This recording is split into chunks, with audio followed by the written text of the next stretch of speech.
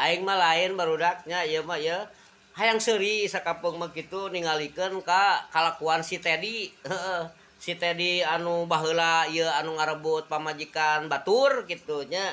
Ayeuna teh pikaseurieun ayeuna teh nya. Makaning ayeuna teh pan rek bulan puasa keukeuh we hayang warisan si Teddy eta mah. Jadi lamun ceuk urang Sunda mah kumaha nya kanal beungeut. Kanal beungeut teh eueuh ka era gitu nya, eueuh ka era nya digawean teh nanaon henteu hayang warisan gitu na. Aing ge kadang-kadang bingung gitu nya. Jadi wayahna we Kang Tedi atuh eureun kitu ulah naon nya, ulah naon nya istilahna nepikeun lain nanaon ieu. Kang Sule ge nepikeun ka lieur atuh mikiranana.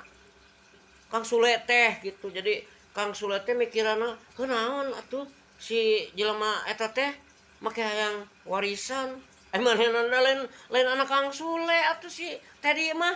Tah, jadi lieur aing ge mikiranana kitu nya. Pokona mah Kang Sule atuh digaskeun we atuh ame eureun kitu.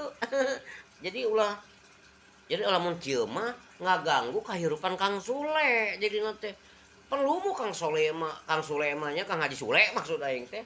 Manehna mah pekerja keras, loba duit ge da pantes. Manehna mah da daek digarawe nya, da sibuk kitu neangan duit teh digawe kitu nya.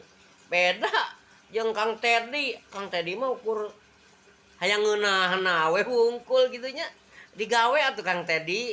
Aduh, nyakal ayeuna mah Kang Tedi jadi teu bisa ngopi we kieu teh nya. Wayahna ieu lamun rek ngaroropi teh Kang Haji Sule engke pas magrib da buka kitu nya tah ayeuna mah meureun nya digarawe we kitu nya. Jadi ari urusan si Tedi mah geus tong didenge antepkeun we Kang Haji lieur urang ge boro-boro Kang Haji aing sorangan ge anu ningalina kitu nya. Ari ieu jelema teh eling apa henteu kitu.